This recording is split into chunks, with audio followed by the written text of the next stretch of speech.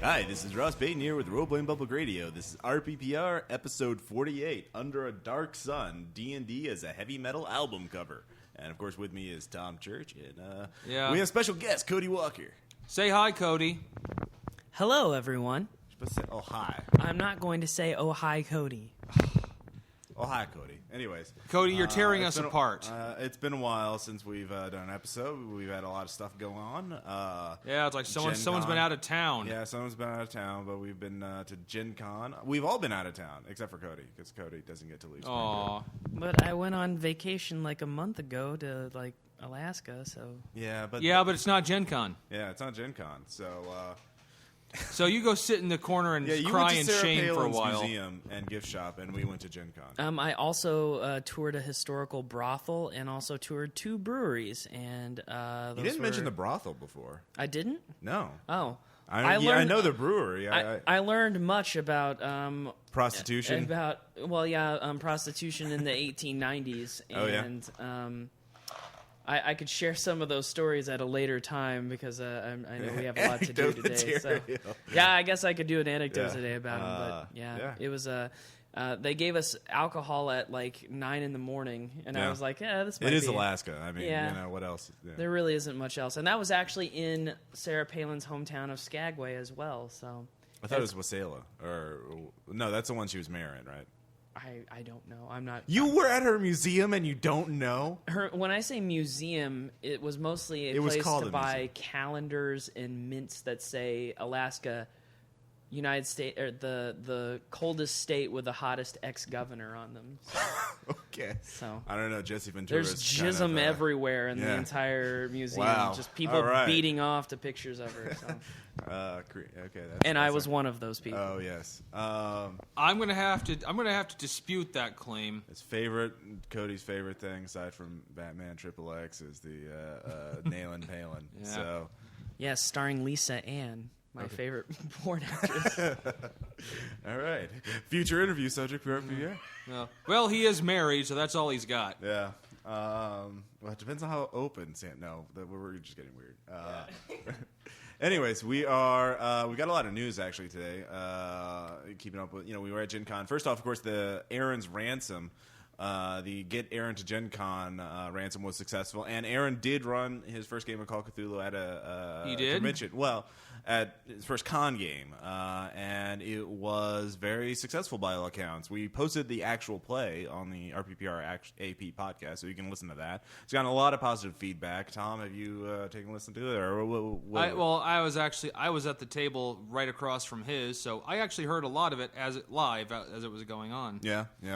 And he seemed to be keeping it together. Obviously he was nervous as shit. Of course, this is Aaron. But we were finished. My game, which was going on, was over in 2 hours and 45 minutes. Yeah. But it was a thrilling success, which we will go into later. Of course. And so Ian Moody, Violet, and myself were in the hotel restaurant waiting for him to get done. And we were running, okay, whatever face he's going to have when he comes in here is going to determine how well it went. And when he came in actually smiling and happy, like, oh, I think someone succeeded. Aww. Yeah. We gave him a small round of golf applause. clap? Golf clap, nice. All around. I think that's very appropriate. And then we bought him a hotel soda, which was $2.50. Yeah, no, hotel sodas are pretty expensive. Everything in hotels is horribly overpriced. Oh yes, it's a sin. I hate it. It's a monster. No. Cody's passing messages. Yes. Violating the decorum of RPPR. I know. We're a classy joint here. So since the project is successful, I know there are several rewards for those people who contributed to the ransom. Now, Aaron is in charge of all that. His username on the forums is Beyond Sandrock. Yeah. Which I have no idea what the fuck that means or what that is. Isn't that a Pokemon reference? I don't know. I just said I don't know, so I wouldn't know. I thought it was. I mean, I don't know. I wouldn't be surprised, Yeah, but again, I don't know. It's either that or a Toonami reference. Okay, that's whatever. Worse. No, I think it might be a Naruto reference. It's either Naruto wow, or Pokemon. that's terrible. I mean, I'm going to change Naruto, his username probably. But anyways, I could call him up right now and ask him. No, we don't need to go there. What I'm saying is, if you have a reward, bug Aaron about it. Don't bug me. He's the one you should bother. He'll he'll be mailing the buttons and the DVDs and all that other crap. So he'll you need to deal with him and annoy him if you don't get it in a timely manner. So there were buttons and DVDs. Yes, do you remember the button for people who contributed to that? I was gone for the entire week that went down. So it was gone for like 2 weeks. But it seriously, it posted if you contributed up. $20, you got a button mailed to you. If you contributed $40, you got a DVD that Aaron's going to put together of like the raw footage we shot for the video. Oh, okay. So, anyways, so that was quite a success. And of course, Gen Con itself was a huge success too. I mean, my second book, Road Trip, I finally got my copies Ross of it. is published, yes. everyone. It is. Road Trip has gotten some very good reviews, gotten 2 5-star reviews. So far on RPG.net and drivethrurpg.com. And Ross tells me as he sits naked at his computer screen reading positive reviews of himself and laughing. I never said that, Tom. I don't know. Wow. Ross, I'm interpreting your body language, and that's what it tells me. Oh, okay. You're Don't dispute me. Failed that insight check. I succeeded the hell out of it. That's out, so you can actually order that and have it mailed to you. Get the PDF of that. We got a lot of other stuff at Gen Con, too. We'll be talking about that later on. Gen Con, Tom ran his own game, Bell Island, and I heard Incident on the Bell Island, yeah. And that went pretty well? Yeah, yes, it did. Like I said, it was meant to be 4 hours, over in 2 hours 45, and no one complained. Yeah. Barely fun times were had by all. We did have it recorded too, so we'll post that at AP at some point. Yes. Because I'm so lazy. Ha ha ha. I only post one a week. So let's see here. What else? We got some new books and games at Gen Con. We'll talk about those in a little bit. Of course, there's we got Dark Sun, and we've been pouring over that the last few weeks, and we just started our Dark Sun campaign, so we'll be talking about that a little later on. But we also had the RPPR meetup. We met up with some fans. Let's see here. Amish Ninja, Tadanori Oyama. Yeah. So I can't remember who else. But there were a bunch of people there. Artful Shrapnel. Yeah, Artful Shrapnel. Yes, artist for the New World. Violet. Yes, and wonderful. So awesome that was very fun. I ran a ridiculous PvP based scenario based on the movie Operation Endgame, which we'll talk about later on in the shoutouts. And I ran a Delta Green game that resulted in a total party kill. It's Artifact Zero from Eyes Well, Only. that's kind of designed to be a TPK. Have you read it yet? I've told you about it. You told me all about it. Yeah, it's ridiculous. It's a fucking I remember it was on. You told me about it on the way down there. Yeah, you said. Is like, if anyone survives this, I will be fucking surprised. Yeah, no, it just the way the scenario is written. I'll talk about that a little more later on. But let's see here. We did do a Scott Glancy game. Unfortunately, this particular scenario was a little earlier, not quite as play-tested, so... Not as polished. Not as polished, so even to Scott's own words, it doesn't live up to the high expectations of, U-Boat House or Addictive Victory. We will post the AP at some point. Yes, we will. But no hurry this time.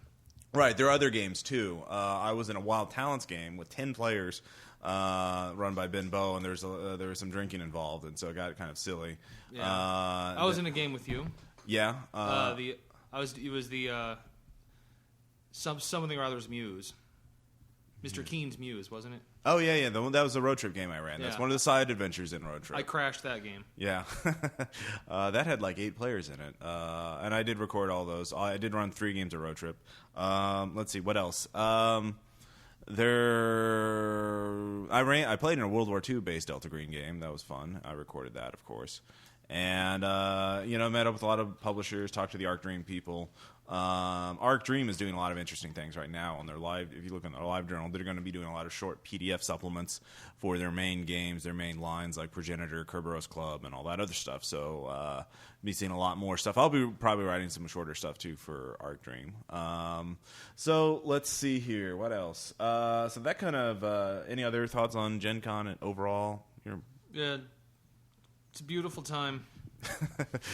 Brought tears to your eyes. But I cried. You cried. I cried like a little bitch. Okay. Did you cry because it was like a family experience? Like you had never felt closer to this group of family before?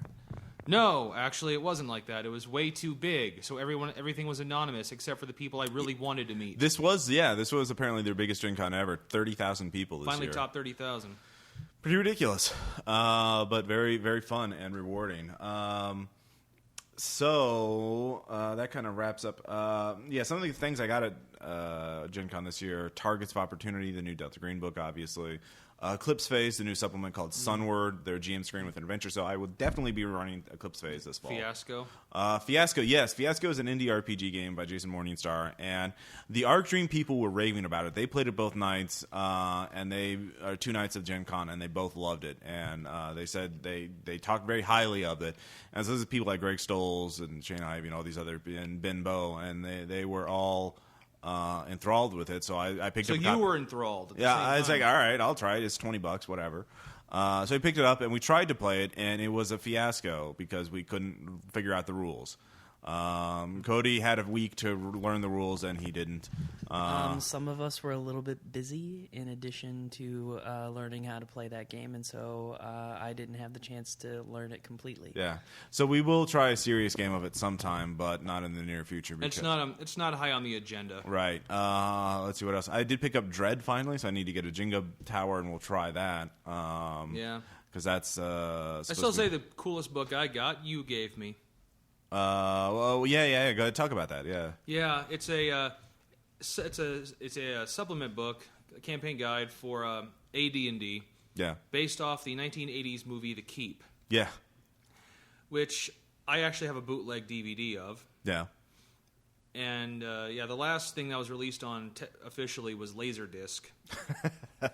So that should tell you how old that is. Yeah. And I really like it because I love the Tangerine Dream soundtrack. You're a big prog rock fan? And I also am a huge fan of the book it was based on. Oh, okay.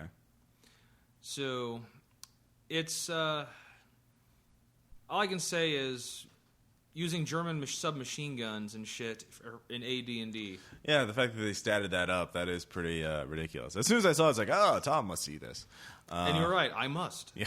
It was... I must see that. Your life is now fulfilled or something. Yes, like that. it is. Cosmic. I also picked up Progenitor, the new Wild Talent setting It's superpowers, alternate history. Superpowers are contagious. You use superpowers on someone, they could get superpowers of their own.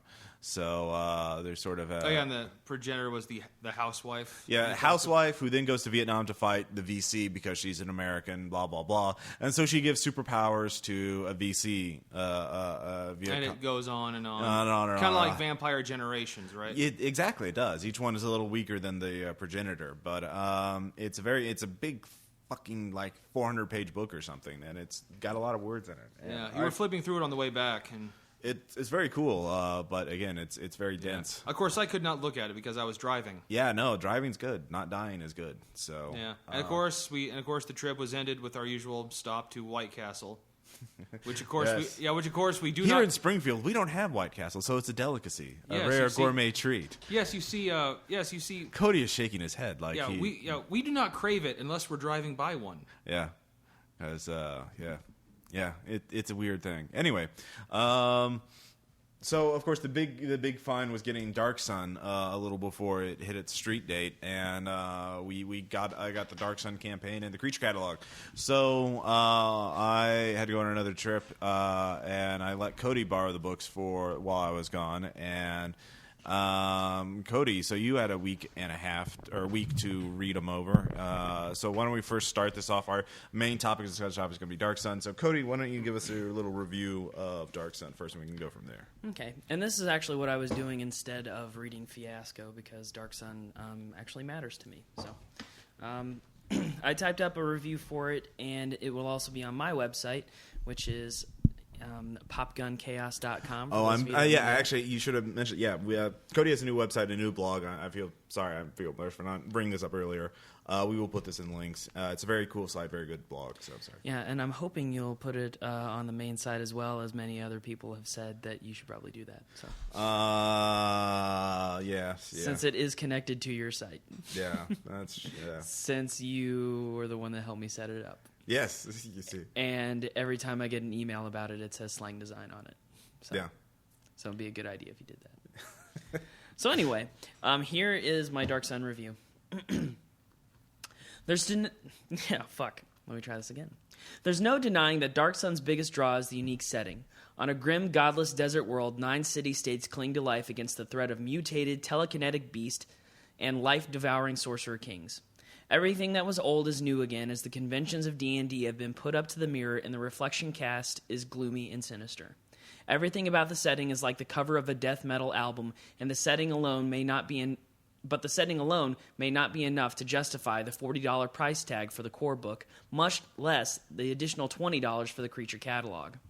If Dark Sun's going to be your first foray into the 4th edition Dungeons & Dragons world, then it's going to be absolutely necessary to purchase the previous player's handbooks for the Dark Sun experience. While you could survive with the first player's handbook alone, it's best to have at least one other handbook to go along with it. PHB 2 has the Druid and Shaman classes that fit well with the Dark Sun setting, while the PHB 3 has Monk and Psionic classes that probably fit the best. For a setting that prides itself as being antithetical to the standard D&D, the Dark Sun book is sorely lacking in a differentiation between what classes from the standard books work within the context of Dark Sun best. The reimagining of the races is relatively detailed out, but if a player wishes to know how his or her favorite class has been reinterpreted, other than magic users, then he or she is out of luck. Instead of detailing the different available classes for Dark Sun, the book offers character themes and character options. With a character theme, players can modify already existing classes with a Dark Sun-specific theme. These themes can be applied across the board to any class, with some combinations making more sense than others. Players can choose to be an ordinary shaman, or they can choose a theme and become an elemental priest shaman. Then, with character options, players can further the customization so that same shaman can become an elemental priest animus shaman. Each theme also has 2 paragon paths to choose from, so at level 11, the character could become a Smoking Crown Initiate Elemental Priest Animus Shaman. And in Epic tier, he could become a Mind Lord of the Order Smoking Crown Initiate Elemental Priest Animus Shaman. So essentially, this game of adjectives is being used in lieu of creating new character classes. The differences between themes and options are so minute that they are essentially unnoticeable. The goal is to offer replacement powers to better acclimate players into a new setting, but these options are ultimately hollow, however. Gamers who have been dreaming of building their dream Templar will be sorely disappointed to find that the Templar is just a theme, merely clothing to wrap around another character class from the original player's handbook. The Templar theme offers 1 power per level for players to choose instead of one of the powers from their own class. While some may argue that specific stats for a Templar would be unnecessary, some may feel that the lack of detail was a cheap way out. Further disappointment lies with the equipment chapter, where instead of armor stats, the player is given equivalency guides to the standard PHB. A few exotic Dark Sun weapons add a little flavor to the equipment, but it isn't enough to make much of a difference. On the other hand, there is a healthy selection of brand new feats, but the rituals section of the book is an embarrassing 2 pages of dreck that could have been omitted and no one would have noticed. Where the book really shines, though, is in the Atlas of Athos section. With detailed maps, social structures, trade, and history for each individual city, Athos really comes alive in the last 100 pages of the book. It's just a damn shame that the first 130 pages features so few details to make the setting really feel different and alive.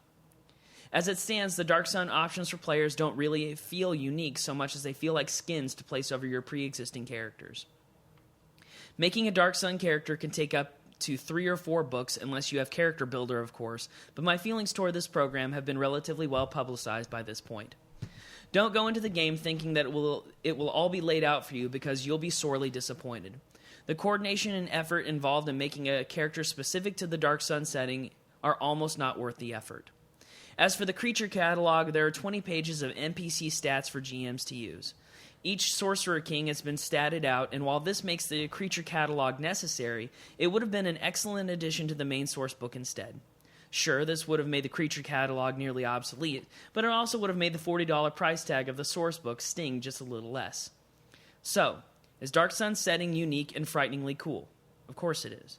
Is it worth the $40 or $60 price tag? That's debatable.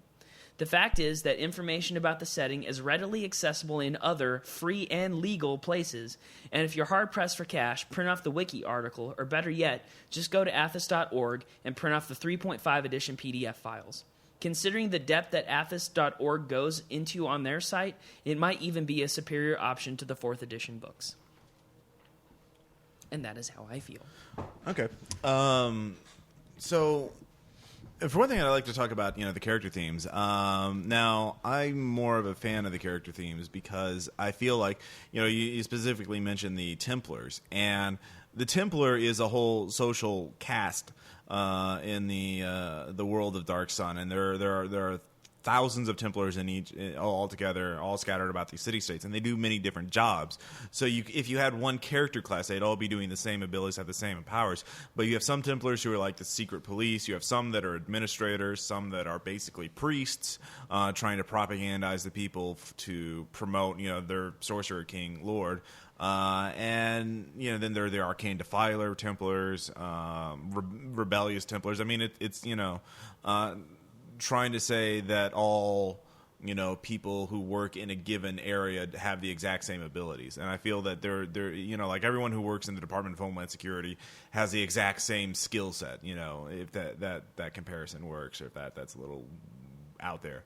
It's a little out there. Yeah, but it's a wide ranging. It's a title more than anything else. It's not so there's many types of people who have that title, but they have different jobs and different abilities. So I like the idea of character themes. I like being able to reskin things because that's one of the great things I like about 4th Ed is that you can take these stats. Reskinning has been presented as an option, and you can take these stats and sort of customize, and then bam, you have a new monster without doing as much work as you would need in 3rd Ed, where adding a template to a monster or a character class to a monster was a lot of work, in 3rd Ed. I don't know if you ever did that for 3rd Ed. I didn't. Okay. See, I think that my problem is that if we had a full character class of Templar, and then maybe a few options on how to reskin the Templar to, a thief or a bard or something like that, then that would be fine. But I really feel like this was a cheap way out, because they didn't want to have to stat out the full thing or they give spent the as much Templar page powers. count on it as they did. I mean, I don't think that's fine. It's just I just really felt like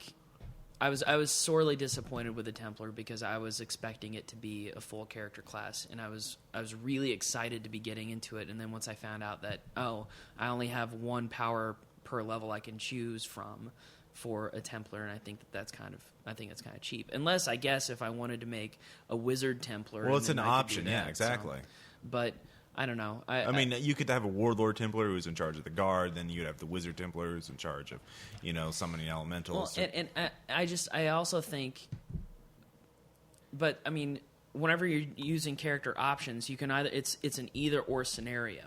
And so if I wanted to be a Templar and if I wanted to be like a Cleric Templar or something like that, well, I guess Cleric's a bad example. Yeah, because they're divine. Yeah. Well, you know what I mean, like a Thief Templar, whatever. Yeah. I can only choose one thing. I can either choose at level 1 my Templar power, or I can choose one of my 4 or 5 Thief powers. Right. And I think that it feels too limiting for the Templar. Well, if you were a Templar class, they would only have 4 or 5 options. All character classes have the same number of options at level 1. Like, they only have 4 or 5 options. Right, I'm aware of that, but I'm just saying is that there's only one for the Templar. I mean, and so I don't know. It feels like it gives you more options though than a standard class, more variety. But I don't know. It's just it bothers me that I can only pick that I can only get this either or scenario, because I mean, if they didn't give me enough Templar options, if they would have given me more Templar options, or given me the ability to take my thief option in addition to taking my well, then he would be Templar, overpowered if you could take both options. Yeah, but they're Templars. They're cool. Well, that's the idea, though, is that they have to be balanced against all the other classes. That's lame. Yes, class balance is obviously lame and uncool. The AD&Ds. I had a thought there, but yeah, go on. I lost it in the time it took. Eating your delicious candy. I'm just saying. I think the question is like options may be great, but is it worth $40 for a book to do that? Well, I mean the I didn't buy it, so I couldn't answer that question. Yeah, hardcover glossy books. Because I knew that everyone who I went to Gencon with was essentially getting a copy of it. Me and Jason, not everyone. Oh well, yeah, not Aaron. Yeah, exactly. But I think for the price, I don't think it's worth it. I don't think that there was enough content in it. Every 4th Ed book is presented the same way. There's tons of options. I mean, every player-oriented book. Like, this is not new. Like, the Forgotten Realms campaign is the same way. Eberron is the same way. I think my problem is that in fact, this has more than the other guides. I think my problem is that going into it, I did have a map too. You didn't mention the map. Okay, the map. I'm sorry. There's a beautiful glossy map that Ross wouldn't let me take out. So. Well, I will take it out now. So I'll take it out right now. Okay, good. Yeah. See, I think my problem with it was also that, I'd gone to the Athos website and I saw like how they did a 3.5 version of it, and so I was expecting something similar to. Well, it is important to note though that the 4th Ed Athos is different from the. Oh yeah, clearly. Because there's sort of a retcon, like in terms of the continuity. Like the idea is that Tyr has just fallen and is now free, whereas in the original Dark Sun, the campaign was freeing Tyr from its Sorcerer King, and then. Towards the end of 2nd edition, they added a lot of material, and there's a lot of debate about the quality of the material of the original Dark Sun material. Like there's some really good stuff, and there's some really shitty stuff. But I mean, when it comes the Athos.org is I'm not sure that's all fan material. I'm not sure which from the AD&D material, the original sources that they're pulling from. Like if they're using the crappy material, then But I think it comes down to this: is that really the only thing you need is setting in general, and who really follows exactly like a source book for a book anyway? As far as like D&D goes, GMs are going to make up whatever they want to anyway. It's not like you're restricted to. Well, to I think thing, there's no new material too that you haven't mentioned, like the Wasteland survival stuff, the sun sickness, weapon breakage. I thought weapon breakage was in season in AD&D. I thought that was in there. Yeah, it was in there, but now they have the 4th Ed version of the rules. So, like, you can't use the AD&D rules for 4th edition. Yeah, well, yeah, of course. But. So they have the new they updated the material. They updated the concept of survival days, that you have so much that not dying is a big deal in Dark Sun. One thing, though, I do agree with you, though, is that I wish they did have more material on classes, how they fit in there. Because I know, like, you or I think it was you wanted to play an Artificer. Yeah. And I wasn't, and there's no material on, like, how Artificers interact. Yeah, so I just decided to forget it. I mean, if I wish they would have kind of adapted things a little bit different. And they did have stuff for the races too, but not all of them, which I can understand there, because there's a lot more races that have been statted out in 4th Ed. Now see, the races I can't complain about. I can't complain about how they dealt with races, because they have a good 10 pages in there of rethinking all of the races that are available. And then they also say there's a little section also that says if you want to play a different race that we haven't listed, you can think of a different way to do it. And they kind of list out some things that, if you wanted to play that... And of course, Aaron wanted to be a fucking Warforged. Yeah, he wanted to be a Warforged, which I immediately said... I told my wife, who really doesn't really care one way or another. I told her about Aaron wanting to play a Warforged, and she goes, so are you guys going to, like, kill him immediately and then, like, take him apart piece by piece and use them as weapons? I was like, that'd be a good idea. That's basically what would happen, because Aaron, like, his original concept was like, I'm a Warforged, but I was created by some powerful being to be a guardian for this world, and I've just re-entered it, like an ancient guardian or something like that. Who's level 1? Yeah, who's level 1. Wow, that's, like, I'm guarding my master's playing card collection. And the fact is that you could have a Warforged that's made out of something other than metal, but that's just lame. Oh no! I suggested this is just a joke, but I said I was like, yeah, we can. Aaron could still do that. He could be a bone forge. Oh wait, that's a skeleton. Yeah. I like the idea of a bone forge. Or glass. Yeah. There are bone golems. Yeah, like actually.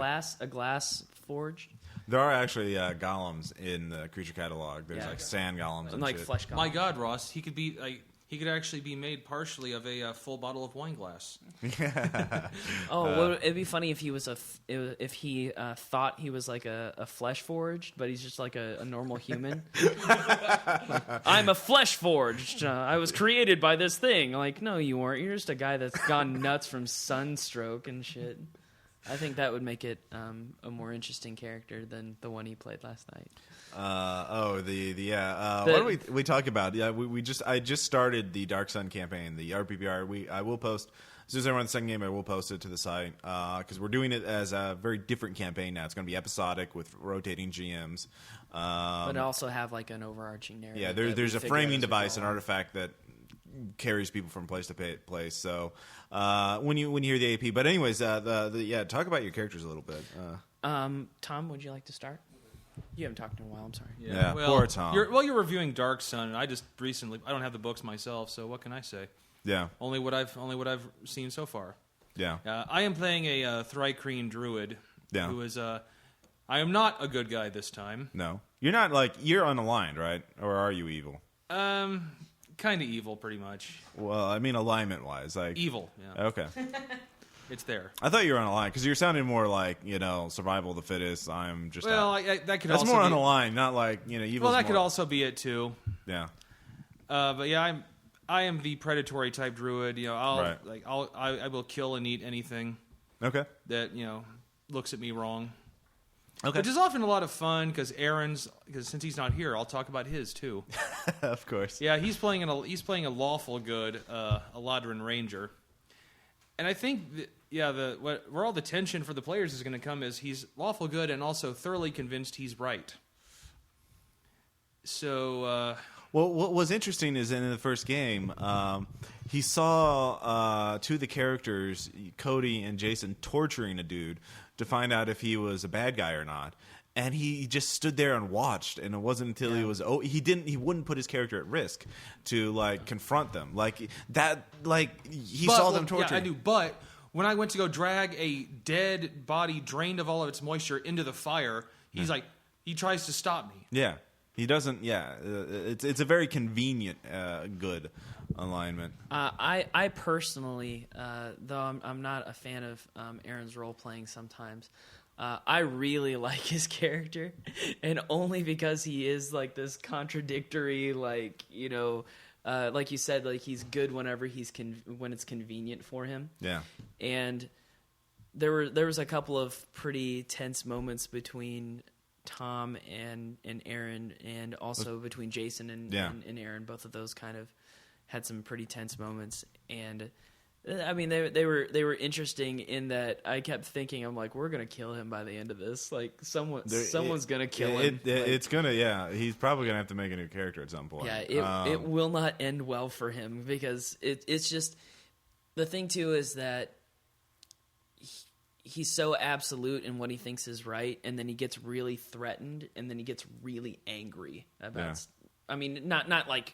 Not for real. Yeah, not for real, but like whenever he's playing his character, whenever he role plays it, but that tends to be the way he role plays in general. I've noticed, like when we did our game of Jackassery, the first time he ran something for us. Like, remember when he played the secretary? He was role playing out somebody's secretary. I think it was Jason's, and Jason told him to go do Call Cthulhu. Yeah. And the secretary is incredibly defiant. Yeah, and it was really weird. Stubborn, yeah. And it's he has this tendency to do that. The NPCs are just give all the players utter shit. Yeah, but the character he played last night was similar in that. Once he picked a fight, he would not stop. He won't back down. It's like no matter if it flies in the face of logic or he's outgunned or something. He just the fights going. He chose were not based on any rational it's just sense of good. Torturing a dude, not so bad. Throwing a body in a fire, yeah, and it's mostly that's what kills me. It's like, why were you letting this guy get tortured? It's whatever has pissed him off at the time. If someone has personally pissed him off, then he's going to be defiant about it. So yeah, we're like when we were telling stories about ourselves, like introducing ourselves around a fire. Yeah. Yeah, I mentioned that I killed a guy, ate him mostly alive. Yeah. And then mentioned I still have bits of him if anyone wants anything. No, you didn't mention that. Yeah, I did. No, you didn't. Yes, I did. Well, not to the other people. Yeah, I did. Oh, okay. I misunderstood dude, that. You even went whoa at that point. I don't think. No. You didn't announce it because you made it into a jerky and you were trying to trick us into eating it. No, I mentioned I still have some of them here. No, you didn't. Didn't I? No. I'm pretty sure you Let's did. go to the tape. No. I do remember. Then I offered some to Aaron, and he recognized it for what it was. Yeah, but still, and all he said was, "No, thank you." Yeah. Yeah. Okay, I'm eating human jerky, and he's none for me, thanks. Well, to be fair, this is Dark Sun. That's probably not the first time any of you have been offered human flesh. But whenever his character is so intent on giving the dead their last rites, it's sort of like, wait a second, between like last rites and eating human jerky, it's like, I don't know. Yeah. Anyway, my character, my character is a shaman, whatever how you pronounce it, and Keisha. no, he's dwarf. It's Kesha, not Keisha. He's a dwarven shaman who was once I can't say blacksmith, I guess, but made weapons and armor. Artisan. Weaponsmith. Yeah, but he made weapons before. Weaponsmith. Yeah, so a weaponsmith. Artisans make stuff. Anyway, so he used to make things, and then he found out. I mean, he had this crisis of conscience and realized that, we're marching towards extinction, so it's time to start believing in life instead of creating weapons for death. And so he started becoming a real artisan that makes art, and so or an artist, and so he started making like pottery and things like that. But he will have to defend himself whenever he has to, because let's face it, we're on a world where everything can kill you. Yeah, pretty much. So I'm not. He's not a pacifist in that. Oh, I won't kill anything. But it's like, he's not Locke. He doesn't just murder arbitrarily. So fair enough. I was trying to make a character That's that Jason's was. job. Yeah. Jason is playing a halfling rogue cannibal crazy person who is blood brothers with Tom's druid. And when I get to play, I will be playing Ardent, one of the psionic classes from PHB 3, the psionic leader, I think. So anyways, but yeah, Dark Sun plays really well, and I don't know, I think it's worth the $40. I mean there's a lot of material there. The player options are very good. I think that if you can afford the $40 to do it, then it's worth buying. I mean, honestly, yeah. Like I got it. Like, to be fair, I probably should have waited and just gotten it Borders with 33% coupon or something like that. It's probably. I mean, it's get it on Amazon. It's we'll have a link to Amazon and then we'll get a referral link, so we'll get 10 cents from it or whatever. And also, if you're gonna buy the core book, you pretty well have to buy the $20 extra book too, because like the way they statted out all the Sorcerer Kings and things, that's pretty cool. Like it's worth getting. It's cool, but again, unless you're fighting the Sorcerer Kings, you don't really need their combat stats. I'm just saying. I mean, like, but let's you're face level 2. Here's a level 28 elite. Let's face it. You're gonna get to that point, and when you do, you're gonna want those stats, and so you might as well go and buy the extra book. That's true. That's true. And also, you get to take on other like really cool Dark Sun monsters, like we did last night. And I won't spoil it, but it was pretty cool. Yeah, I mean, I used a Dark Sun monster. I changed it up a little to make it a little more interesting. It was pretty sweet. But next session we'll have an actual combat, and that'll be fun. So good. I want to fight, and I want to be a shaman that is unleashing his totem thing. My spirit animal. My spirit animal. Aminal. My spirit aminal. So your power animal. Yes. You'll be a penguin. Poor penguins. They're long dead. In Dark Sun, yeah. Oh yeah. So any other final words on Dark Sun? It's like D&D meets Metalocalypse. Yeah, no, and we will be running and playing games. And for once, I am totally not playing a good guy, so that's going to be good for me. After Vashik, I must be cleansing for you too. It is. Not have to don't tell me that you're doing evil things. Now the one person who is going to be playing the good character is someone we can, someone that's making it even more interesting and entertaining. Yeah, I just. Either Aaron will be driven from this campaign because, I'm not going to let him... Well, there will be conflict, inter-party conflict. Yeah. Being a neutral character, I'm still leaning a little more towards the side of good in that, I want to preserve life and things, and so... I enjoy trying to play a different character than Locke, and so I'm pretty excited for that. And don't take my mostly negative review of Dark Sun in a way other than the fact that it just feels a little broken, because as how I feel things as well is that despite the fact that I wasn't 100% pleased with it, I am still absolutely more than excited to play the game itself, because the setting is just so cool that it doesn't it doesn't matter. I mean, it's the PC options, the PC character stuff. It's just going to be a great game no matter what. So I mean, it's worth it for that. So. Well, that's all because of me. Well, yeah, and also I'm going to get to run the next little mini series, so I'm pretty excited for that too. Right. So hopefully you guys will eventually hear me running a game, because I ran 4 of them and they're not up yet. So. I know, because I'm a monster, in case you didn't know. You are.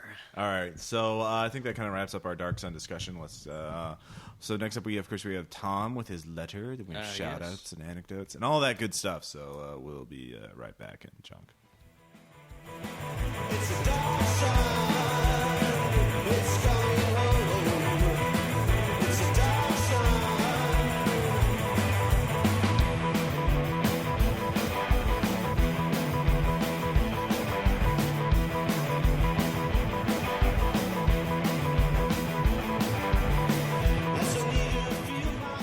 You ever try to sell a game?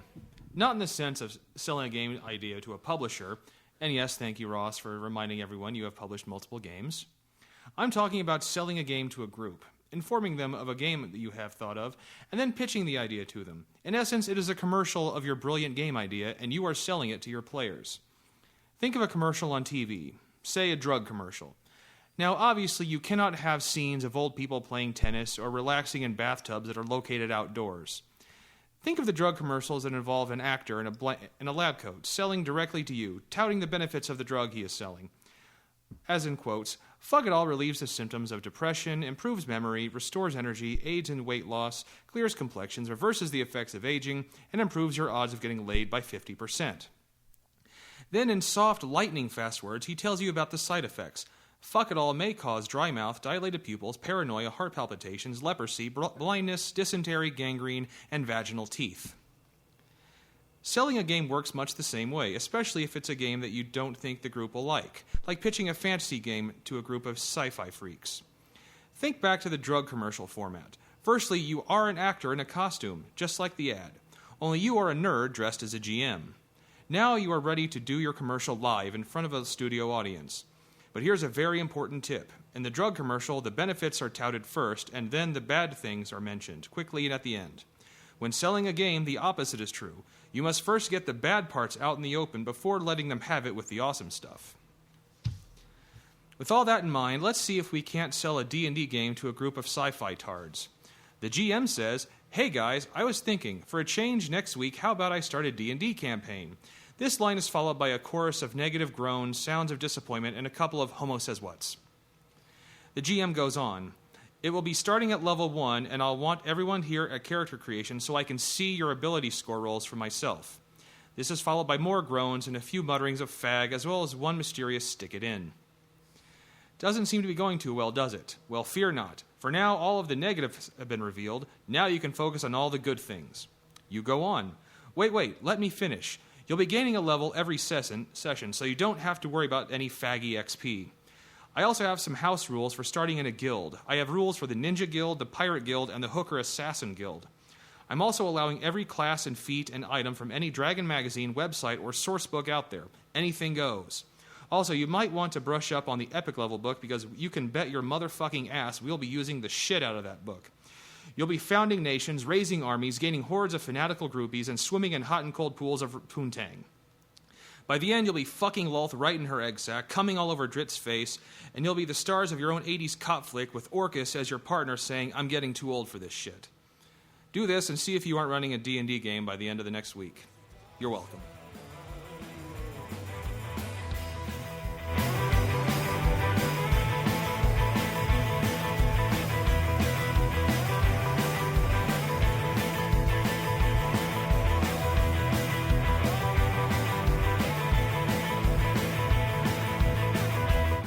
And we're back. Yeah. So you stay classy, Tom. That's what I'm not sensing smiles and happiness from that from you.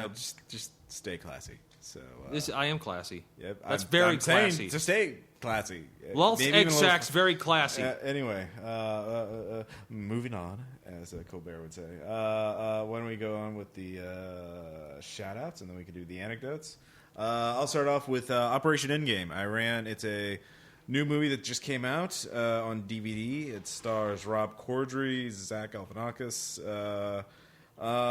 Jeffrey Tambor's in it for a short cameo. You know him as the father from Arrested Development. It's sort of like it's been described to me as The Office meets Battle Royale.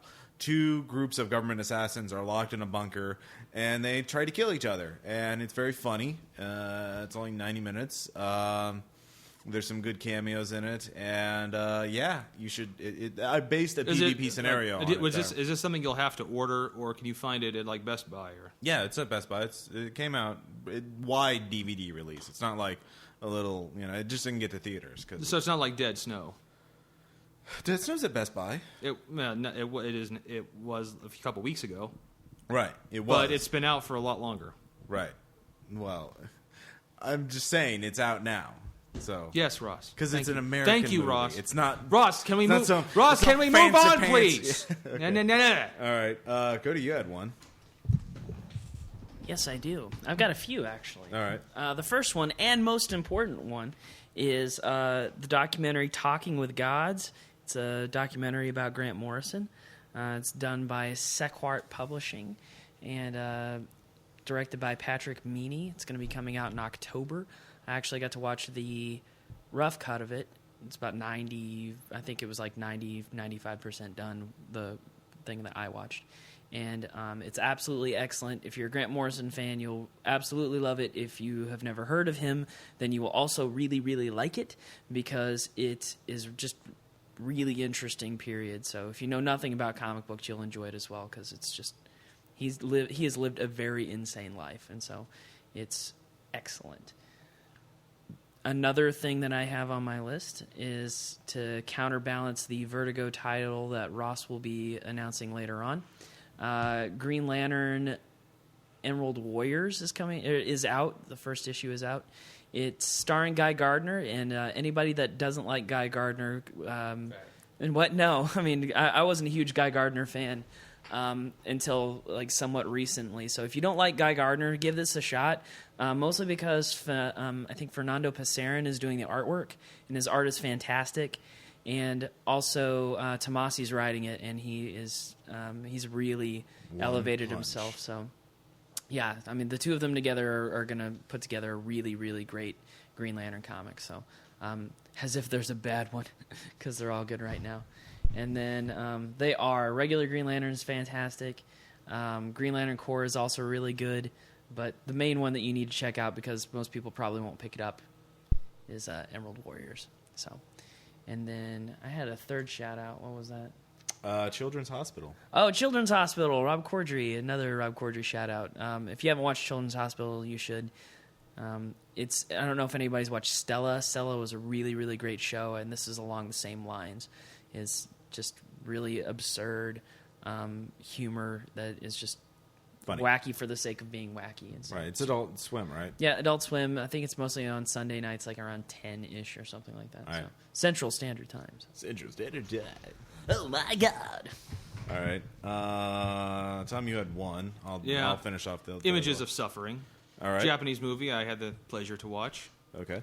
It's it's a Japanese horror movie, so I'll let you draw your own conclusions from that. I thought you were more a fan of the romantic comedies and dramas. I am. This one, just for some reason, it came up on my Amazon wish list for some reason. Okay. Yeah, it's Japanese.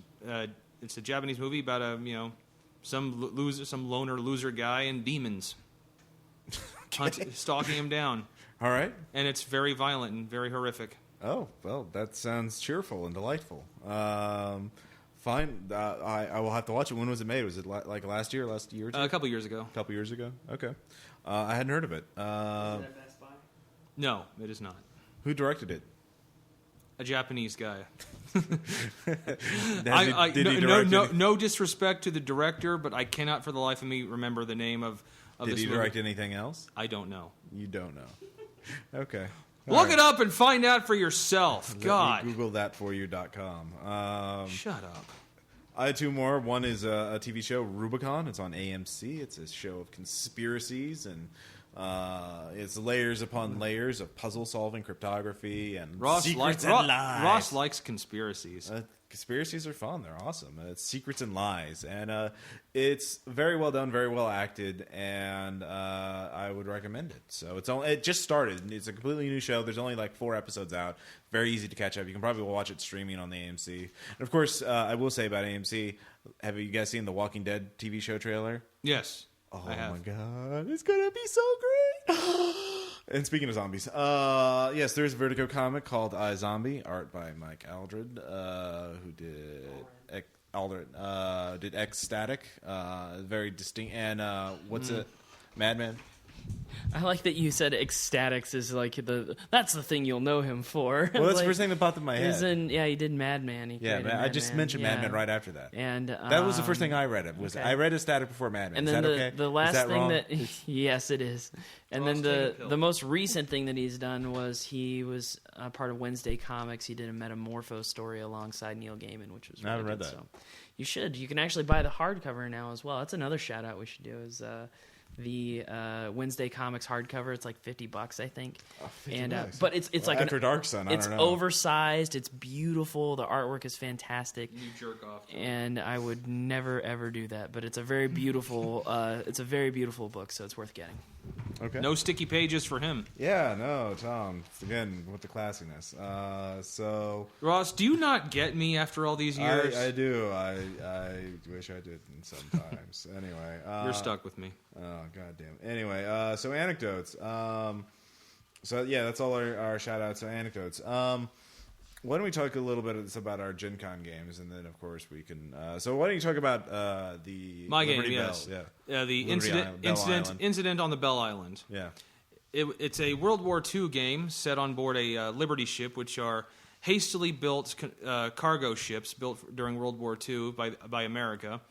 In fact, I believe the record for building one was 18 days, from laying the keel down to launching it, and to have it going on its first voyage. Now, this was more like a publicity stunt, but rumor has it that when Hitler heard this, he said, "We've lost the war." Yeah. But anyway, yeah, they are on a... the players are on a Liberty ship called the Bell Island, on a cargo run to England. Something lands on the ship, and something starts to take the ship over. Something that starts consuming the ship itself and replacing it with itself. Now, you can listen to the game itself when it's posted for all the stuff that happens in between, but what really stands out is this game was a first for me. My very first TPK.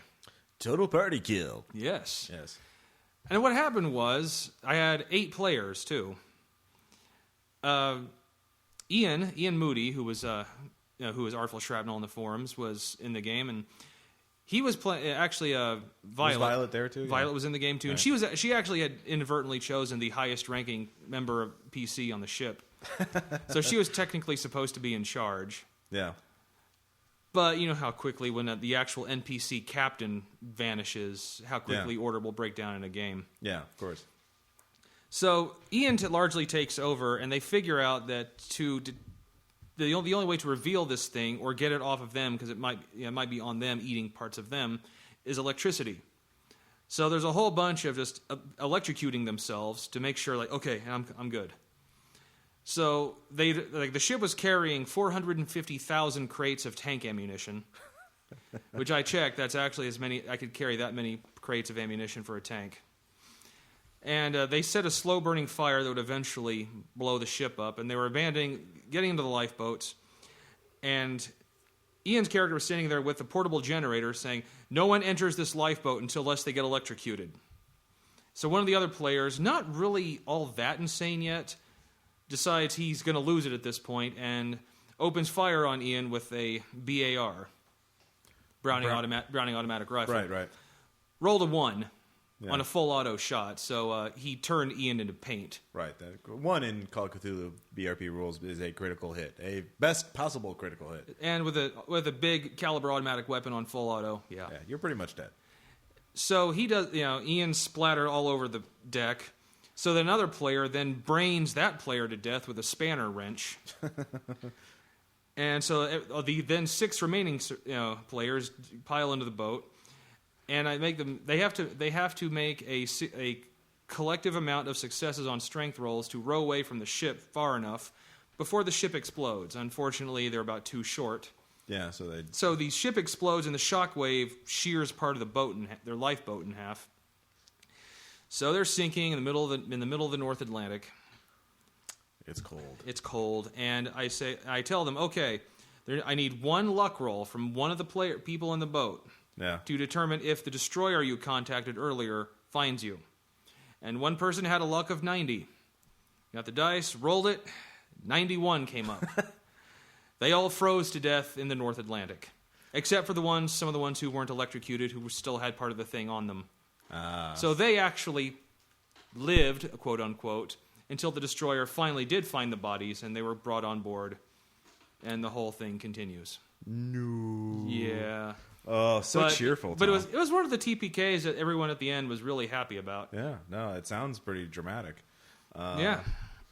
So, I did have a Delta World War II.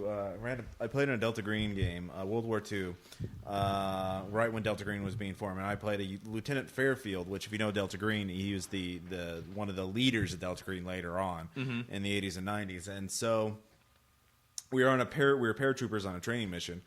We jump out, but we find out our plane gets hit by hunting horror because we're doing a training mission over England where there are some serpent people performing a ritual, and they summon fucking serpent people. Yeah, no shit, and we don't know this, of course, at the time. So we crash and we barely make it out, and basically I found out, my character is like this badass Southern, military officer, gung ho, very, but when you fail your sanity checks and there's a hunting horror whose wing is broken but is still, fucking huge and crashing through the forest, you fail your sanity check, you still run like a little bitch. So I found out why the Delta Green Fairfield, the officer, was so gung-ho about Delta Green in later years, why they called it the cowboy years, because he's trying to make up for the fact he ran away in his first mission as a Delta Green operative, because he kept like, oh shit, I don't want to die. So that was a fun game. Very nice. Yeah. And then Ian, Violet, and I played in a game Ben Bow ran, I mentioned earlier, Wild Talents, Eon Mall, where we're basically super mall cops, defending this mall hired out by this corporation. And we spent more of the time fucking with each other, like, messing with each other rather than doing anything productive. There's just so much ridiculousness in this game, I can't even remember. I'll have to post the actual play. I just remember at one point my character is basically kind of like a Green Lantern type. He could form energy constructs and move things with his mind.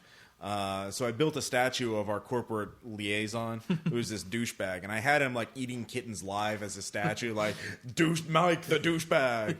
But Ben was great. He rolled it. He said, "Oh yeah, Mike's such an asshole. He loves the statue. Puts it in his condo." I was like, "God damn!" So that was fun. I will defeat you. Yeah, exactly.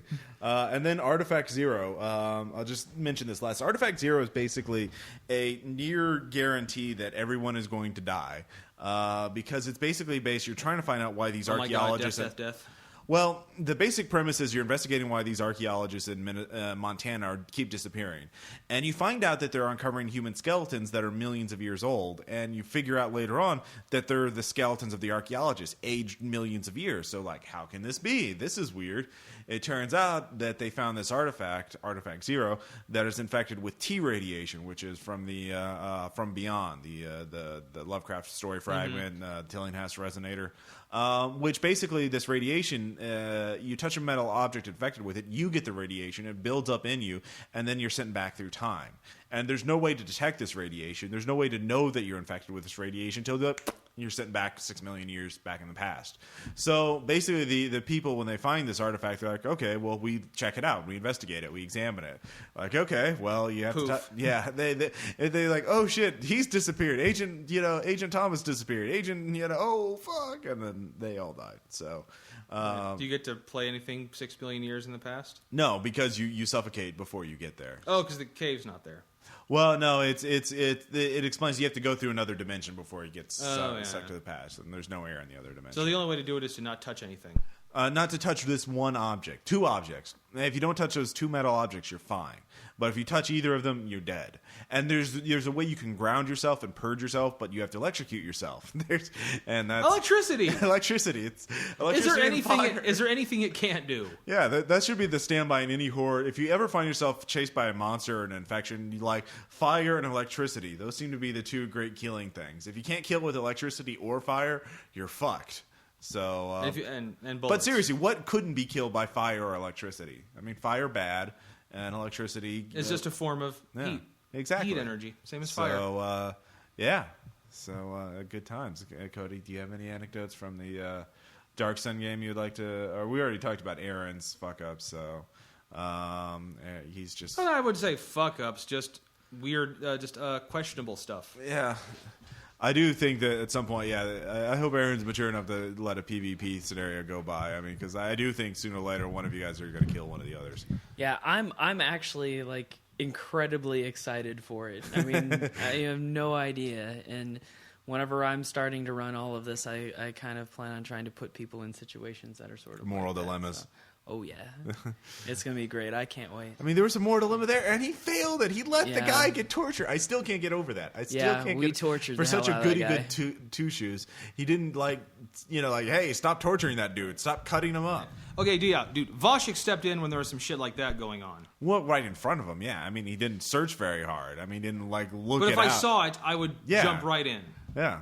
Well, except for when the vampires were there, and you didn't free the people that the vampires were using as blood banks. I can't remember that. Yeah, that was in Paragon tier, wasn't it? Yeah, it was in Paragon. I mean, the people specifically commented on that. Well, I don't remember. Okay. Well, I did mention that they. I might have been really tired that night. Oh, okay, of course. Anyways, that's no excuse. Characters don't sleep. I know, exactly. Especially your character. No, Dragonborn do. Yeah. Thri-Kreen don't. Yeah. All right, so I guess that kind of wraps up episode 48. So we'll be posting the AP shortly, and the guy in verse and all that other good stuff. And eventually, sooner than later. So we'll see you next time.